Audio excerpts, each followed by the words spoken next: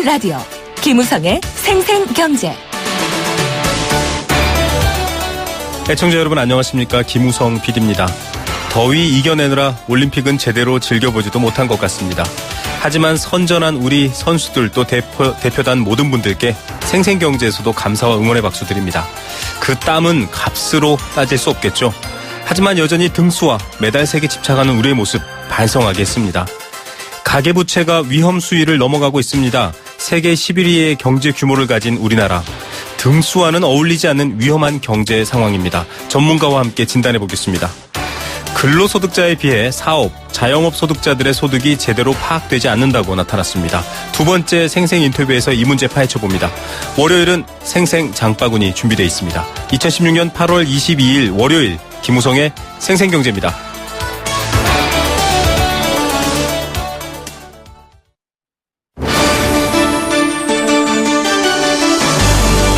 YTN 라디오 김우성의 생생경제.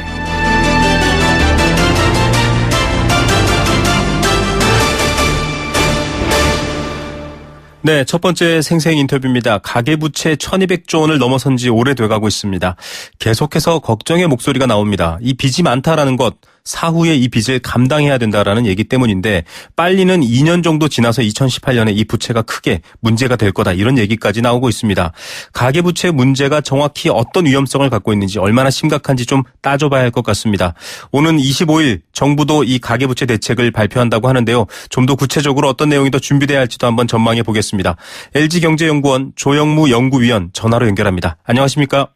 네, 안녕하세요. 네, 가계부채 증가의 주요 원인 당연히 부동산과 관련된 부분들 또 집단대출 이런 것들도 있을 텐데 이 늘어난 규모가 583조 4천억 원에서 664조 5천억 원 꽤 큰 규모고요. 집단대출 같은 경우도 꽤 많이 늘었습니다. 이 위험성과 심각성 어떻게 보면 될까요? 일단은 현황을 정확하게 파악하는 게 먼저일 것 같습니다. 네.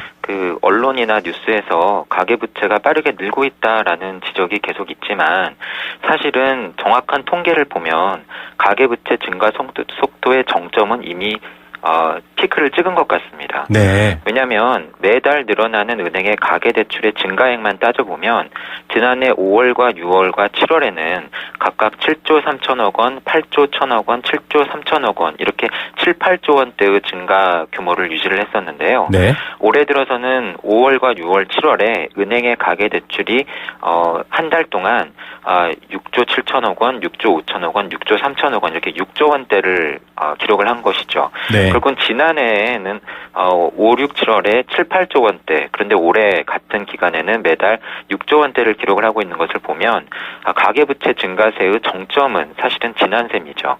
네. 문제는 주택담보대출인데요.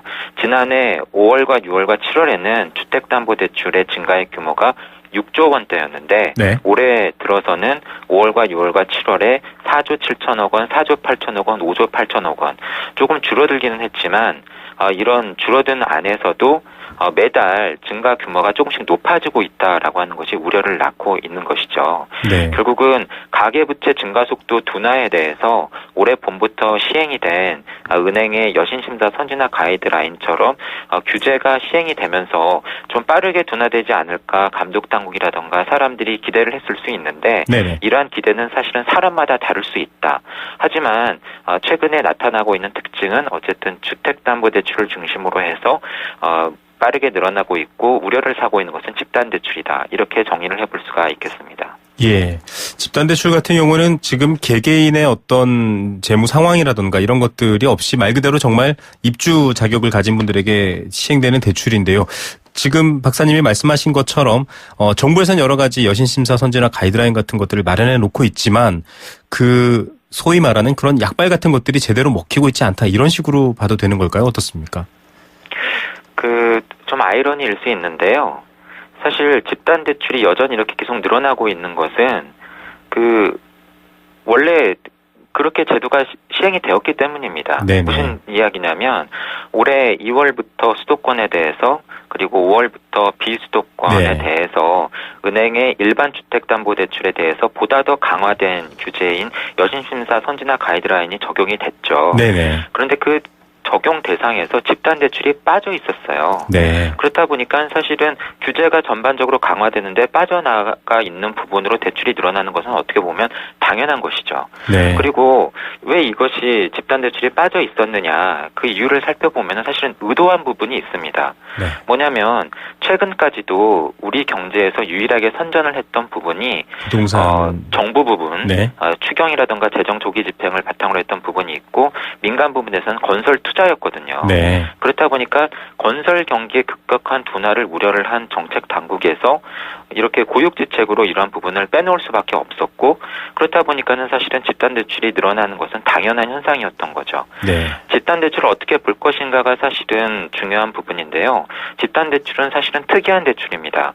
돈을 빌리는 사람은 개인이지만 같은 단지에 여러 사람이 공동으로 빌리는 셈이어서 돈을 빌려주는 은행 입장에서는 대출 위험이 분산되는 일종의 풀링 효과가 있어요. 네네. 그래서 금융기관으로서는 안전하다고 생각이 될 수가 있겠고요. 또 담보가 없는 신용대출에 비해서는 새로 지어지는 집이라고 하는 담보도 있습니다. 네네. 그렇기 때문에 사실은 어떻게 보면 위험한 대출이 아닐 수도 있어요.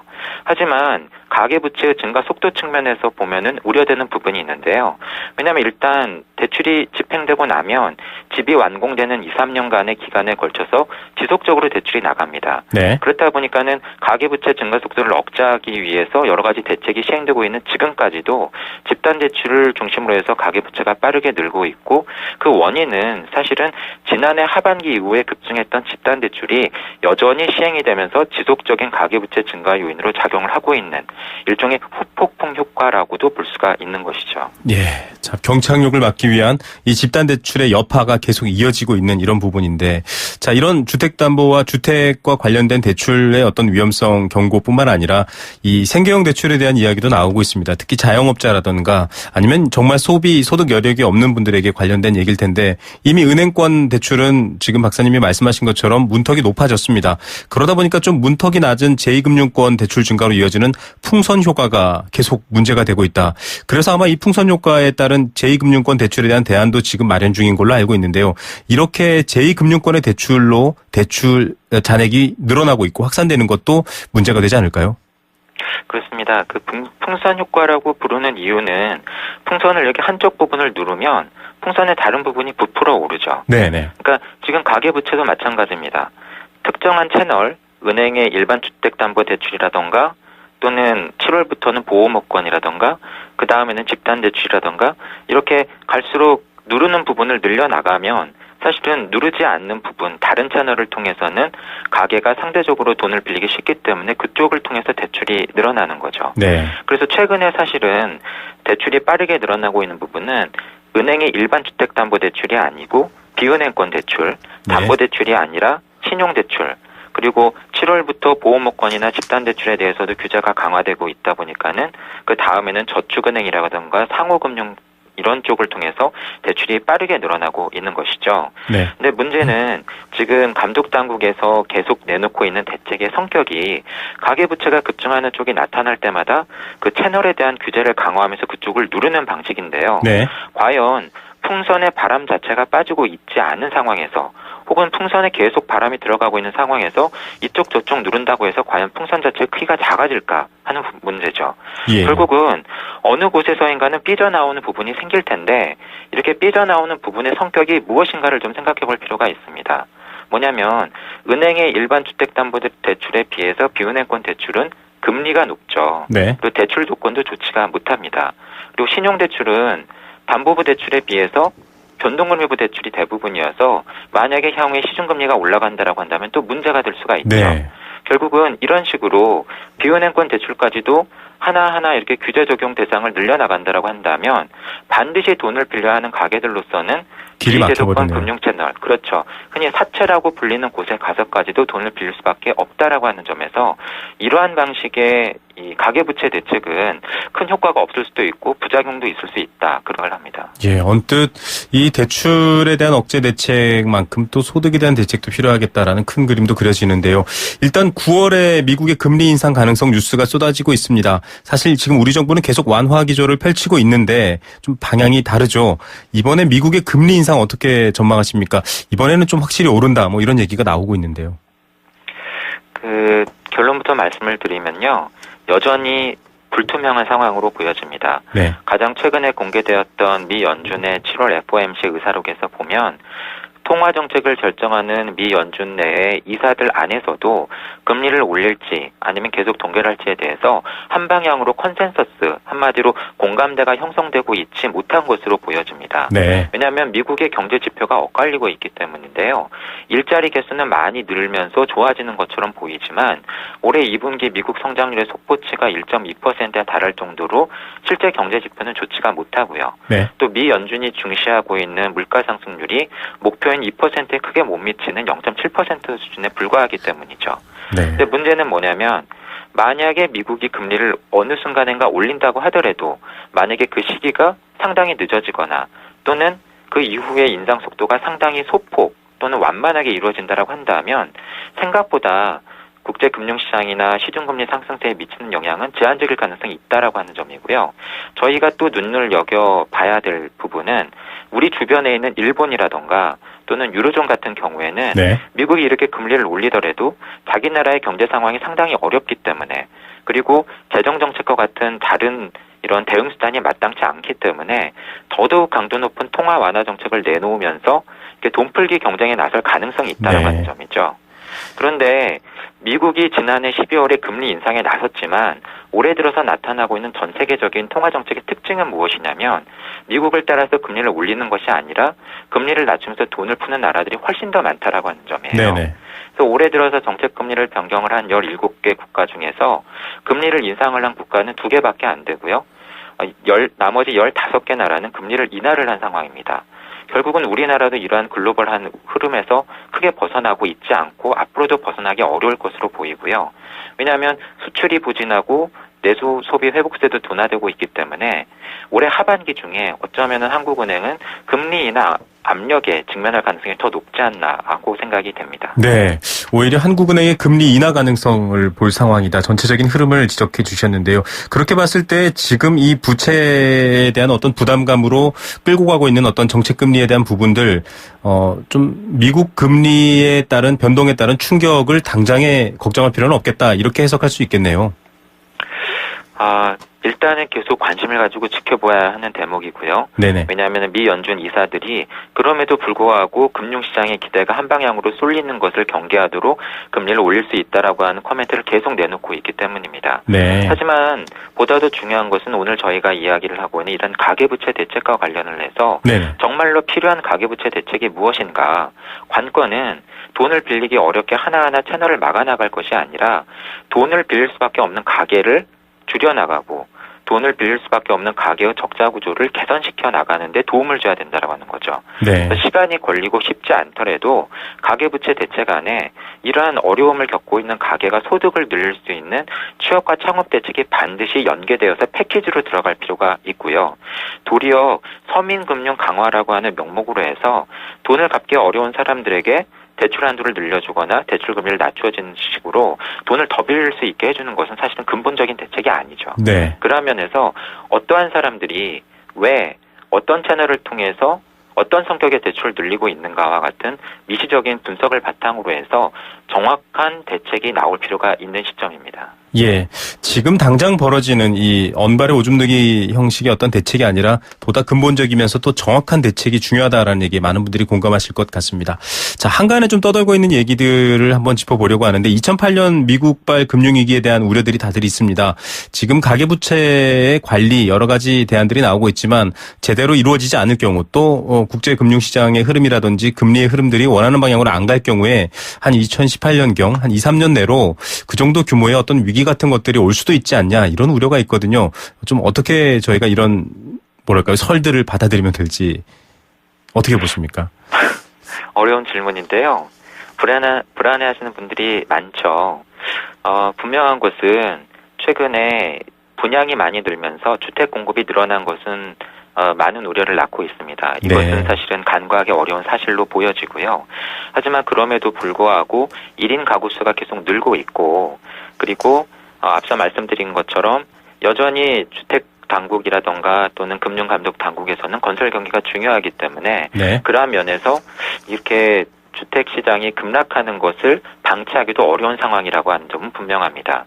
그리고 우리 금융시장 전체적으로 보면 미국의 금리 인상이라던가 또는 일본이라든가 유로존의 이런 유럽발 금융 위기와 같은 은행 위기와 같은 이런 변수들이 남아있기는 하지만 한 가지 분명한 점은 우리 금융시장의 상황이 예전보다 상당히 좋아졌다. 네. 대외 위상이 제고되었고 국가 신용 등급도 높아지고 그렇다 보니까는 사실은 지금 상황은 우리나라에서 돈이 빠져나가는 것을 우려하기보다는 어떻게 하면 지나치게 돈이 많이 들어와서 원화가 절상되고 그것이 우리가 어려움을 겪고 있는 수출 경기를 더더욱 어렵게 만드는 요인을 좀 완화시켜 줄 것인가 이 부분입니다.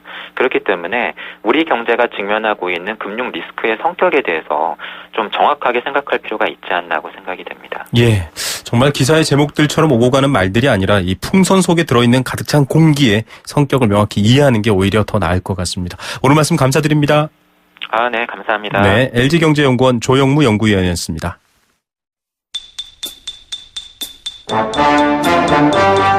경제 탐구 생활.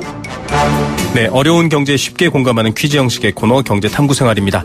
A수 알칼리 생수 한 박스씩 드리고 있고요. 나무야 여행 스케치에 공연 티켓도 드리고 있습니다. 도심 속 꿈의 놀이터 일산 원마운트에서 워터파크 이용권도 드리고 있습니다. 단문 50원, 장문 100원의 정보 이용료 부과되는 샵 0945 문자로 참여하실 수 있습니다. 금융감독원의 자료에 따르면 올해 상반기 4대 지주와 5대 은행들의 이분들의 평균 보수가 3,043만 원입니다. 회의당 한 번 회의에 갈 때 평균 529만 원 정도를 받는 건데요. 이같이 고액의 보수를 받으면서 전문성을 바탕으로 경영자의 감시 역할을 하는 그런 직책을 말합니다.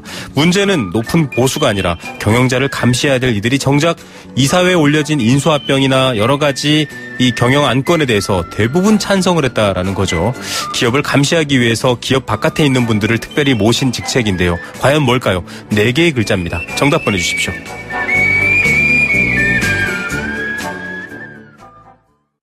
생생경제 일부 포스코와 함께했습니다. 퀴즈 참여 많이 해주시고요. 캠페인 듣고 뉴스로 돌아옵니다. YTN 라디오 캠페인 물 없는 한라산, 물 없는 제주 바다를 상상할 수 있나요? 제주의 아름다운 자연과 풍경은 깨끗하고 건강한 물이 있기에 가능합니다. 제주를 아름답게 만들어주는 건강한 물은 우리의 몸과 마음도 아름답게 만들어줍니다. 건강한 몸과 마음을 지키는 이유. 아름다운 물을 사랑하고 지키는 일에서부터 시작됩니다. YTN 라디오 아름다운 물 캠페인은 광동제약과 제주특별자치도 개발공사와 함께합니다.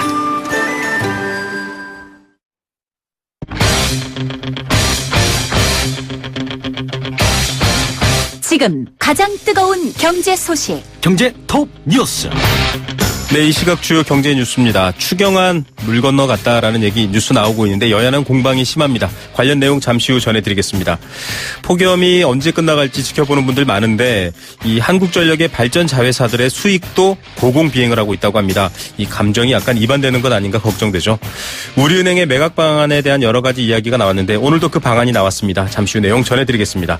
이 시각 가장 뜨거운 경제 뉴스, 경제 톱 뉴스 이데일리 권소영 기자입니다. 안녕하십니까? 네, 안녕하세요. 네, 추경안 규모 이야기들은 많이 알려져 있는데 결국 처리의 문턱에서 또 불발이 됐네요. 네, 원래 여야가 오늘 국회 본회의를 열어서 추경안을 처리하기로 하고 공식 합의문까지 발표를 했는데 결국 실패했습니다. 본회의 자체가 열리지 못했는데요. 추경안 처리와 구조조정 청문회 형식 그리고 증인 채택 문제 이런 것들을 두고 여야가 서로의 입장만 내세우면서 국민은 결국 또 뒷전이 됐습니다. 여당은 먼저 추경을 처리하고 청원에 대해서는 그 이후에 논의해보자 이런 입장이었고요. 야당은 최경환 전 경제부총리와 안종범 청와대 정책조정수석 이런 분들을 청문회 증인으로 채택해야 추경안을 처리할 수 있다. 이렇게 맞섰습니다. 이제는 추경 처리 시기가 문제가 아니라 추경안을 처리할 수 있는가 이게 문제가 되고 있는데요. 새누리당은 공개적으로 추경을 포기할 수 있다 이러면서 압박에 나섰습니다. 내년도 분예산 국회 제출 시한이 다음 달 2일이니까 지금 열흘 정도 남은 거잖아요. 네. 이러다가는 추경이 아니라 내년도 분예산으로 예산 편성하는 상황이 발생할 수 있다 이런 겁니다. 예, 여야 모두의 입장이 참 수긍이 가면서도 추경은 타이밍이다 이런 얘기를 추경 때 계속 전해드렸었는데요. 새누리당 주장대로 추경이 없었던 일로도 가능한가요? 일단 정쟁 때문에 민생은 뒷전이다, 뭐 이런 비난이 또 일 테니까 뭐 이런 따가운 여론을 의식해서 오늘 31일까지인 임시국회 회기 내에 극적으로 타결을 할 가능성도 없지는 않습니다. 오늘은 일단 물리적으로 본회의를 열 수는 없는데요. 오늘부터 추경 심사를 다시 시작하면 25일쯤 본회의 처리가 가능하다, 뭐 이런 전망이 나오긴 합니다. 네. 실제로 여야 3당 원내 수석 부대표가 오늘 국회에서 만나서 26일쯤에 본회의를 열어서 추경을 좀 처리하는 방안을 놓고 의견을 교환한 것으로 알려지긴 했는데요. 접점을 찾을 수 있을지는 좀 의문입니다. 일단 여야 합의가 무산되면 서로 뭐 추경 불발의 책임을 두고 또 공방을 벌이겠죠. 네. 참, 좀 국민들이 원하는 시원한, 정말 날씨보다는 시원한 결과가 나왔으면 좋겠습니다. 폭염은 계속 이어집니다. 기상청 예보도 하루 이틀 자꾸 늘고 있는데 이 뜨거운 온도만큼 발전 자회사들의 수익도 뜨겁게 오르고 있다. 이런 얘기 나왔네요. 네, 폭염이 끝날 때까지 전기료 논란이 계속 이어질 것 같은데요. 오늘은 한전뿐 아니라 이 발전자 회사들의 수익성이 또 이슈가 되고 있습니다. 한전 발전자 회사가 지금 5개인데요. 올해 상반기 이들 5개 자회사의 영업이익률을 보니까 14.9%에서 22.5%에 달했습니다. 작년 상반기가 뭐 4%에서 13% 수준이었는데 이거와 비교해보면 올해 크게 개선이 된 겁니다. 발전자회사로부터 전력을 사서 판매한 한전도 올해 상반기 6조 3,100억 원가량의 영업이익을 올렸는데요. 이게 작년 같은 기간에 비해서 46% 증가한 겁니다. 6월 전기동의 가격이 2009년 7월 이후 7년 만에 최저로 떨어졌는데요. 네. 올해 5월부터 무더위가 찾아와서 전력수요는 크게 늘었는데 이렇게 전기를 사오는 도매 가격은 뭐 7년 최저 수준이었으니까 한전 영업이익은 크게 늘어날 수밖에 없었던 겁니다. 예, 국민들의 이익도 좀 늘어났으면 좋겠다라는 생각도 들고요. 자, 우리은행 매각 방안 여러 가지로 논란이 많았었는데 그 방안이 나왔습니까? 네, 지금 시중은행 중에서 유일하게 정부 소유로 남아있는 은행이 바로 우리은행인데요. 정부가 1998년 외환위기 충격 때 이 예금보험공사를 통해서 우리은행에 12조 7,663억 원의 공적 자금을 투입해서 은행을 살려냈습니다. 그 이후로 지금까지 8조 2,800여억 원, 그러니까 대략 한 65%가량을 회수했는데요. 네. 정부가 지난 2010년부터 4차례에 걸쳐서 경영권 매각, 그러니까 지분을 일괄적으로 매각하는 방안을 시도를 했는데 경쟁이 미달되면서 번번이 무산했습니다. 그래서 우리은행 경영권 지분을 아예 이제 통으로 매각하기보다는 지분을 쪼개서 팔겠다고 오늘 밝혔는데요. 과점주주 매각 방식이라는 걸 택한 겁니다. 네. 물량은 예금보험공사가 갖고 있는 지분 48% 중에서 한 30%인데요. 투자자 한 사람당 최소 4%에서 최대 8%까지 매입할 수 있고요. 이 차를 통해서 낙찰자를 선정합니다. 예, 좀 먹기 좋게 썰어놨다 이렇게 표현해도 될지 모르겠습니다. 이번엔 성공 가능성이 높을까요? 금융위가 시장 수요를 조사를 해보니까 잠재적으로 투자 수요는 있다, 뭐 이렇게 보고 있는데요. 경영권 매각의 경우에는 한꺼번에 많은 자금을 투입해야 되기 때문에 부담이 좀 상당한데 반면에 이 과점주주 매각 방식은 일단 투자자금 부담이 상대적으로 좀 낮으면서 한편으로는 사회이사 이런 것들을 추천을 해서 은행 경영에 좀 적극적으로 참여할 수 있기 때문에 성공할 가능성이 좀 높다고 보고 있는 겁니다. 그리고 우리은행 경영 지표도 최근에 계속 개선되는 추세인데요. 상반기 당기순이익이 7,503억 원, 그러니까 1년 전에 비해서 45% 늘었습니다. 그래서 주가도 연초에는 8,000원대였는데요. 최근에는 1만 원대까지 올랐고요. 다만 이렇게 팔아도 공적자금 원금을 회수할 수 있을까? 이거에 대해서는 좀 의문이 높은데 주당 13,000원 정도의 주식을 팔아야 원금을 좀 회수할 수가 있습니다. 그런데 지금 우리은행 주가가 한 350원 정도 수준이거든요. 그러니까 결국 지금보다 주가가 한 30%는 올라야 된다. 이런 계산이 나옵니다. 예, 좀 여러 가지 넘어야 될 산이 많네요. 삼성전자의 주식 가격 도대체 얼마나 오를까 계속 관심사인데 오늘 또 사상 최고가 갈아치웠네요. 네, 개장 초에 169만 2천 원까지 올랐는데요. 장중 기준으로 지난 18일과 19일 그리고 오늘까지 사흘 연속 사상 최고가를 경신한 겁니다. 이후에는 차익실현 매물이 좀 나오면서 하락세로 돌아섰고 좀 전에 보니까 한 대략 0.6%가량 하락한 166만 4천 원에 거래가 되고 있었는데요. 워낙 연속으로 사상 최고가를 갈아치우다 보니까 좀 숨고르기 하는 양상입니다. 그런데 삼성전자 목표 주가가 지금 한 200만 원대까지 증정을 했으니까 추가 상승 여력이 있다. 이런 분석이 높습니다. 예, 오늘의 톱뉴스 어떤 것 고르시겠습니까?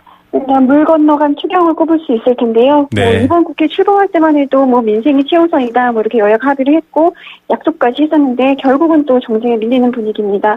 지금 가장 시급한 게 무엇인지 정치권도 좀 깊이 생각했으면 하는 바람입니다. 예, 그 목소리가 전달됐으면 좋겠습니다. 오늘 뉴스 감사드립니다. 네, 고맙습니다. 네, 이데일리 권소현 기자였습니다.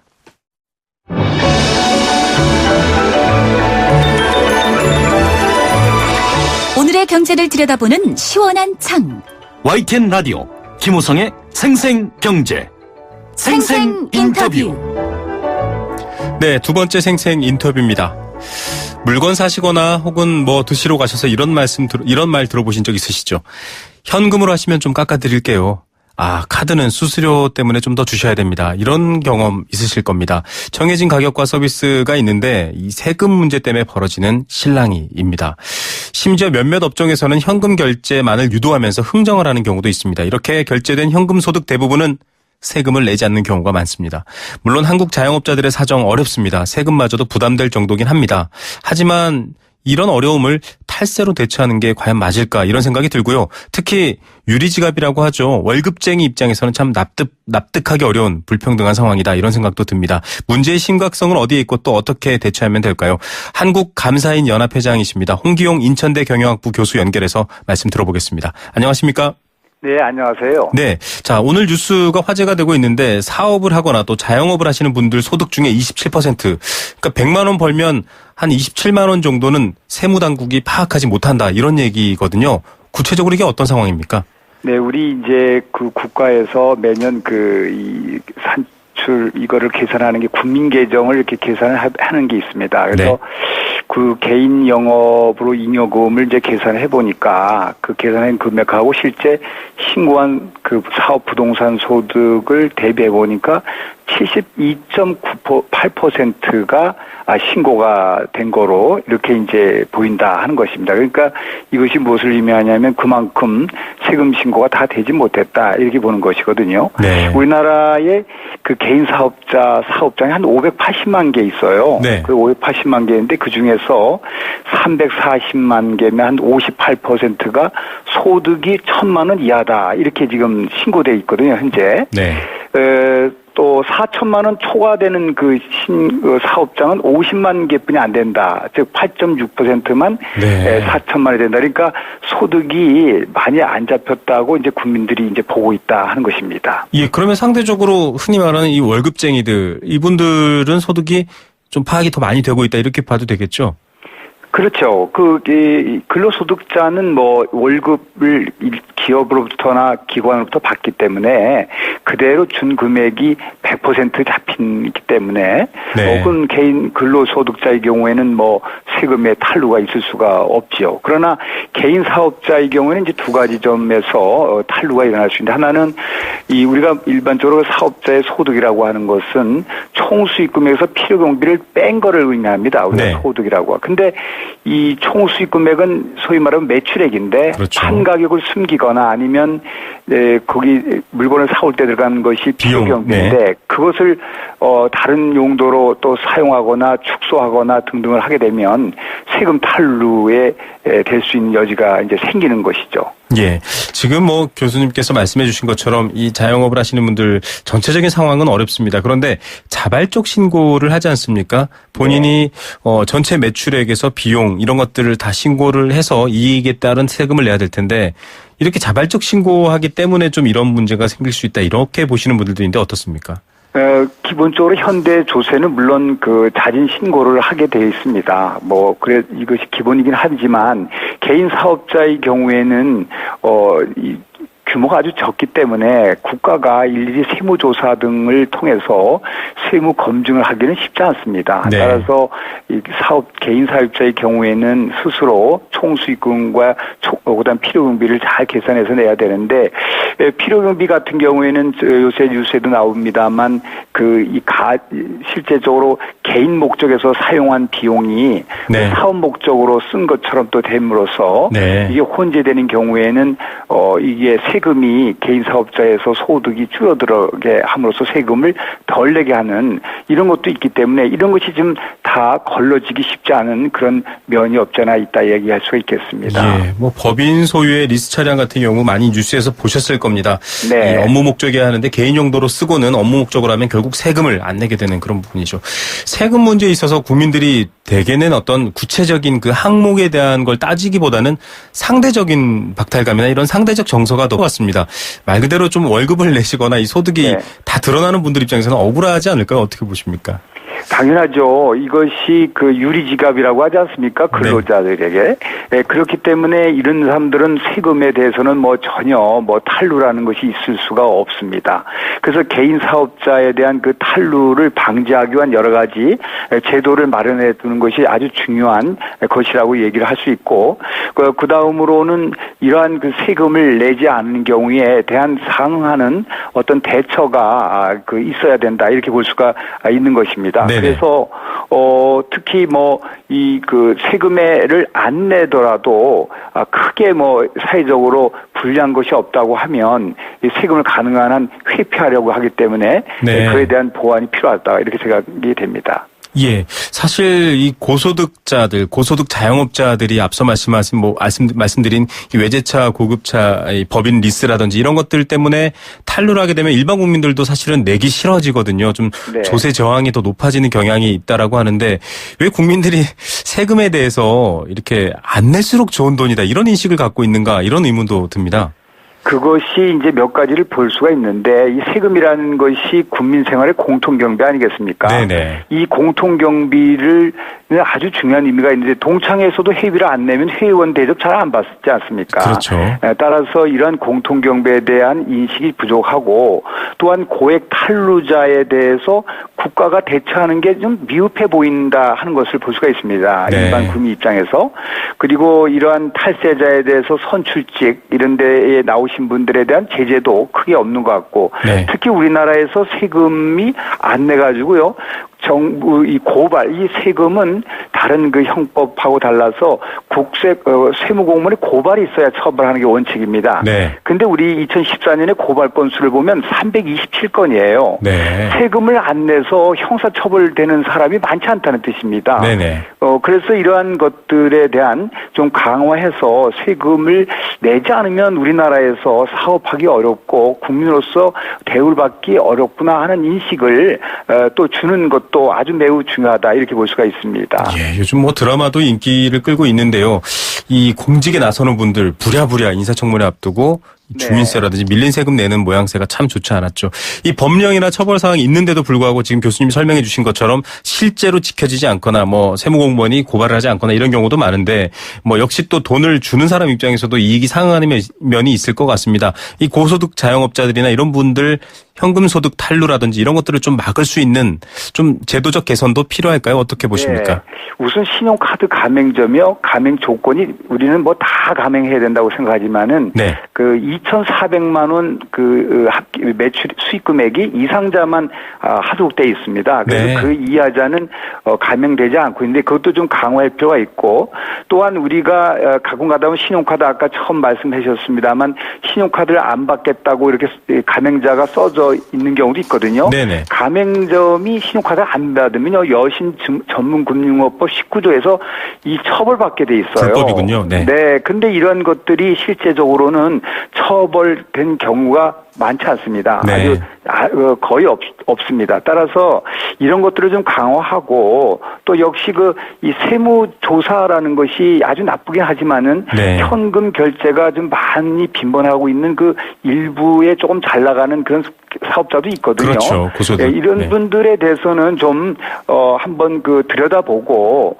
좀 경종을 울리고, 이런 것들이 곳곳 언론에 보도되고 이런 것도 상당히 중요한 의미가 있다고 봅니다. 규모가 아무리 적어도 세무조사의 면제를 받는다, 이런 생각을 갖게 되면은 이 세금에 대한 그 감시가, 간접적 감시가 이루어지지 않기 때문에 바람직하지 않습니다. 그래서 이러한 것들을 다 함께 철저하게 이행을 하게 되면 이 상당히 제도적으로 이 탈루를 방지할 수 있고, 더 나아가서는 우리가 일반 소비자도 더욱더 조금 할인을 받는 다른 네. 유혹보다는 국가적인 공통 경비를 걷어들인다는 측면에서도 좀 심도 있는 신중한 접근도 필요하다, 이렇게 볼 수가 있습니다. 예, 작은 이익도 물론 소중하겠지만 좀 더 큰 가치도 함께 고민해 주시는 게 또 좋겠다, 이런 제안까지 해주셨습니다. 오늘 말씀 여기까지 듣겠습니다. 감사합니다. 감사합니다. 네, 한국감사인연합회장이었습니다. 인천대학교 경영학부 홍기용 교수였습니다.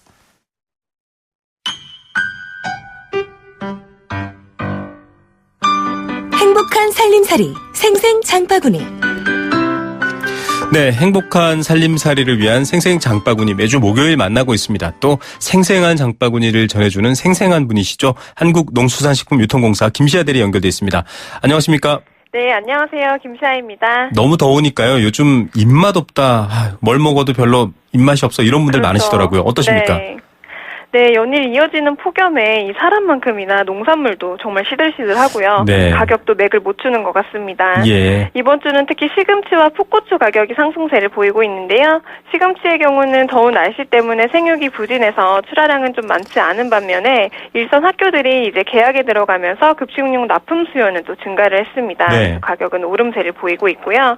풋고추의 경우에는 높은 온도가 지속되면서 끝까지 자라지 못하고 낙과가 발생하는 등 이 강원 지방의 출하 물량이 크게 감소를 했습니다. 그래서 가격은 오름세를 보이고 있고요. 예, 농산물들도 지금 폭염에 어렵다라고 얘기를 하셨는데, 네. 이 전해주시는 김시아 대리님은 괜찮으신가요?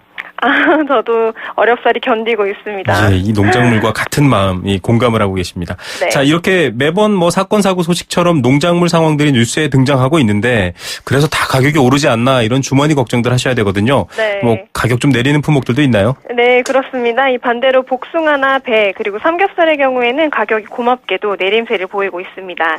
이 복숭아는 한창 철을 맞았는데요. 각 지역별로 황도나 썬프레 등 다양한 품종들이 출하가 되면서 물량이 증가해서 가격은 좀 내림세를 보이고 있고요. 배는 신고 품종의 저장배와 더불어서 추석 차례상에도 많이 쓰이는 금년산 햇배, 원황 품종이 많이 출하가 되면서 공급 물량 증가했고요. 그래서 가격은 내림세를 보이고 있습니다. 네. 자, 그래도 좀 마트 가면 아직도 체감 못 하시는 분들도 있을 텐데, 역시 햇과일, 그러니까 지금 수확하는 과일들이 좀 가뭄의 단비 같습니다. 삼겹살은 어떻습니까? 네, 이 돼지 사용 마리수가 1천만 마리를 상회를 하면서 삼겹살 공급 물량은 원활한 반면에요. 이제 휴가철이 좀 지나가면서 수요는 약간 줄어들었습니다. 그래서 가격은 내림세를 보이고 있습니다. 네. 자, 잘 알아봤습니다. 이 복숭아 특히 더운 여름철에 시원하게 해서 드시는 분들 많은데 또 기침에도 좋으니까 에어컨 트시는 분들도 도움되실 것 같습니다. 그렇죠. 자, 추석 차례상 얘기 나왔습니다. 벌써 얼마 안 남았더라고요. 네. 예, 작년 추석에 비해서 좀 빠르게 다가오는 것 같고요. AT 쪽에서도 추석 때마다 가격 자료 발표하고 또 여러 가지 동향들 얘기해 주시잖아요. 어떻습니까? 네, 그렇습니다. 이번 추석을 맞이해서도 이 차례상 준비하시는 분들, 또 차례상은 안 차리지만 이 햇과일이나 고기 같은 송수품 준비하시는 분들께 도움을 좀 드리고자 이번에도 가격 동향 발표를 3차례 해드릴 예정입니다. 네. 1차 발표는 이번 주 25일 목요일에 나갈 예정이고요. 네. 그때 가격 추세를 좀 송수품 구매하시는데 참고하시면 되겠습니다. 그리고 2차 송수품 동향 발표는 9월 1일 목요일에, 그리고 마지막 3차 동향은 9월 8일 목요일에 이렇게 한 주씩 진행이 될 예정이니까 장 보는데 참고해 주시면 되겠습니다. 네. 자, 8월 25일 목요일에 한 번, 그리고 9월 1일 목요일, 9월 8일 목요일, 이렇게 목요일만 기다리셔서 어떻게 가격이 오르는지 내리는지 좀 살펴보시면 도움이 될 것 같습니다. 추석 지내시기에. 자, 기다리겠습니다. 추석, 예쁜 말로는 한가위라고 하잖아요. 한가위만 같아라, 이런 말도 있고요. 이 풍성함에 서로 선물 주고받아야 되는데 요새 김영란법도 있고 사실은 좀 조심스러워 하거든요. 그렇습니다. 어떤 것들 있을까요? 네, 이번 그 한가위를 맞이해서도 그래도 또 선물이 빠지면 아쉽잖아요. 그래서 더욱 보람찬 풍성함을 느끼시라고 이 농림축산식품부와 해양수산부가 손잡고 준비를 했습니다. 네. 우리 농수산식품으로 꾸린 선물 홍보 책자를 배포를 했는데요. 이왕이면은 수입산보다는 우리 농수산식품 구성된 선물 고르시라고 이 선물용으로 적합한 334개 품목을 엄선해서 홍보 책자 3,500부 정도를 기업체나 공공기관에 배포했습니다. 일반 소비자분들께서도 농식품부나 해양수산부 그리고 쌀박물관 홈페이지에 가시면요 선물 모음집을 이 전자책자로 쉽게 접하실 수가 있습니다. 예, 정말로 가을에는 원래 이렇게 수확해서 나눠 먹는 축제니까 이런 것들 우리 농산물들, 농식품들 좀 아시면 도움될 것 같습니다. 신토불이니까요. 네. 자, 명절 때가 아니더라도 평소에 직거래 장터나 온라인 거래를 이용해서 좀 품질 좋은 우리 농식품, 농수산식품 먹었으면 좋겠다 이런 분들도 많거든요. 어떻습니까? 네. 직거래 장터를 이용을 하면 더 싱싱한 농산물, 더 저렴한 가격에 구입하실 수 있는데요. 네. 만약에 일주일에 한 번 정도 장을 보신다 하면은 일정한 장소에 여러 가지 농산물 브랜드를 모아서 한 대 판매하는 직거래 장터를 이용해 보시면 좋고요. 네. 이 직거래 장터에서는 원산지 표시와 생산자 표시가 확실하다는 장점을 가지고 있으니까 믿고 구매하셔도 좋겠고. 어디로 가면 되나요?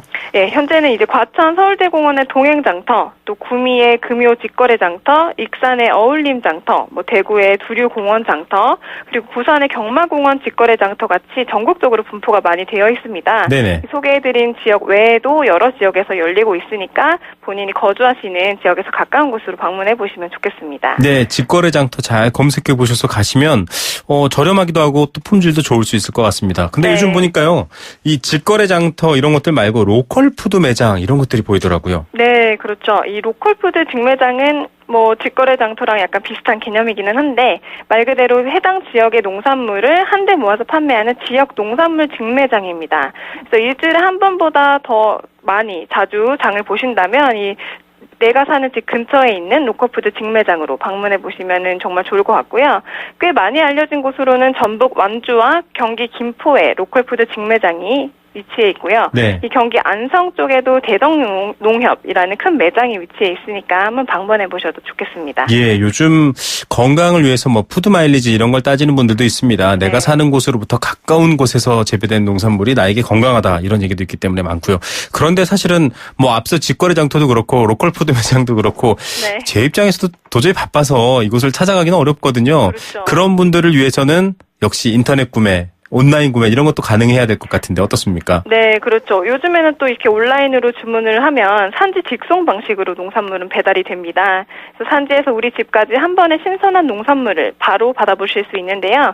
이 포장 꾸러미도 알차고 무엇보다 질 좋은 농산물을 배송하는 온라인 매장 몇 군데가 있습니다. 네. 이 언니네 텃밭이라는 곳은 이미 온라인 소비자들 사이에서 입소문이 많이 나는 곳이고요. 네. 이 개인 혼자 사는 가정에 위한 1인 꾸러미 같은 것도 잘 준비가 되어 있습니다. 네. 그리고 흑살림이라는 곳이나 아니면 완주 건강한 밥상 같은 곳들도 이 편리하게 클릭 한 번만으로도 이용해 보실 수 있는 사이트니까요. 이용해 보시면 좋고 또 추석 기간 내내 저희 AT에서 운영하는 농산물 사이버 거래소도 마련이 잘 되어 있으니까요. 편리하게 이용해 보시면 좋겠습니다. 예, 결국은 뭐 음식이 약인 것 같고요. 건강하게 먹으려면 이런 정보도 좀 잘 활용하시면 좋을 것 같습니다. 언니네 텃밭, 흑살림, 완주 건강한 밥상 이런 곳들이 유명하고 또 AT 한국농수산식품유통공사에서 운영하는 농산물 사이버 거래소 이런 것들도 참여하시면 참고해 보시면 여러분께 도움 되실 것 같습니다. 아니, 월요일 날 이렇게 방송하면 좀 몸이 건강해지는 느낌이네요.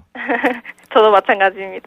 예, 늘 또 좋은 소식들, 좋은 장바구니 소식들 많이 전해주시기 바랍니다. 오늘 말씀 감사드립니다. 네, 감사합니다. 네, 한국농수산식품유통공사 김시아 대리였습니다.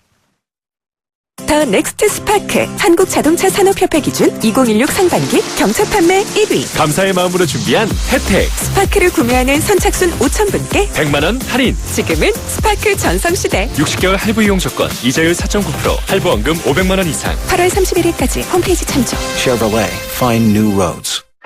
목으로 마셔라. 원샷엔 하이트. 이 여름 넘어가는 맛이 좋다. 목으로 마셔라. 원샷엔 하이트. 평생 사랑하겠습니까? 네! 시작하는 그 마음 그대로 행복할 수 있도록 시작했던 그 마음 그대로 동탄 이신도시 경산 임당 울산 송정에서 짓습니다. 호반에 변치 않는 첫 마음을 만나세요. 지은이 호반건설. 네, 생생경제 포스코와 함께했습니다. 오늘의 정답 네 글자는 사외이사입니다. 회사 밖에 두는 이사인데요. 회사를 잘 감시하라고 밖에 두는 겁니다. 네, 정답 많은 분들이 보내주셨습니다. 7571님, 사외이사. 나라의 사회이사라고 할 수 있는 국회 좀 잘해서 서민들 힘 좀 덜어주세요. 정말 맞는 말씀이십니다. 이 국가행정기관의 사회이사는 국회의원들일 수도 있겠죠. 네, 0243님 정답 사회이사. YTN 라디오 좋은 정보 늘 감사드립니다. 이렇게 참여해주시는 애청자 여러분들께 늘 저희가 감사드립니다. 4780님도 따끔한 말 주셨네요. 사회이사 견제하는 본분을 꼭 지켜주셨으면 좋겠네요. 이 말들 다 들으셨죠, 사회이사님들? 네. 오늘 선물은 8717님께 생수 한 박스 보내드리고요. 1576님께 여행 스케치 티켓 드리겠습니다. 자, 덥지만 힘내시고요. 내일 오후 3시 10분에 생생하게 생생경제 다시 찾아오겠습니다. 김우성이었습니다.